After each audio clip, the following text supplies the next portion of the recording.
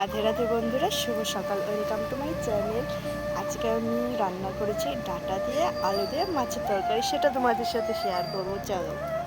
ডাঁটা দিয়ে আলু দিয়ে মাছের তরকারি রান্না করার জন্য এখানে আমি আলুটা কেটে রেখেছি আর ডাঁটাটা আমি কেটে রেখেছি, সেটা তোমাদের সাথে শেয়ার করতে পারিনি। এখানে পাশে আমি চালও ধুয়ে নিয়েছি, ক্যাপসিকাম, টমেটো এগুলো কেটে নিলাম, লঙ্কা কেটে নিয়েছি। ওইদিকে আমি কড়াই গরম করতে বসিয়ে দিয়েছি।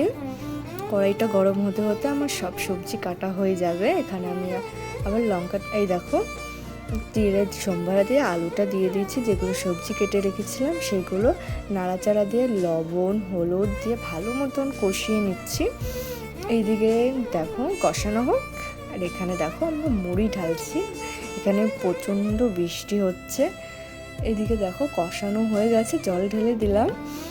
প্রচণ্ড বৃষ্টি হচ্ছে, আগেই বললাম। এখানে আলুটা সিদ্ধ হয়ে গেছে, আমি দিয়ে দিলাম। এটা কি মাছ তোমরা কমেন্ট করে বলো। হ্যাঁ, দেখো তোমাদের সাথে গল্প করতে করতে আমার তরকারিটা হয়ে গেছে। ভালো লাগলে লাইক কমেন্ট শেয়ার করো বন্ধুরা, সাবস্ক্রাইবও করো।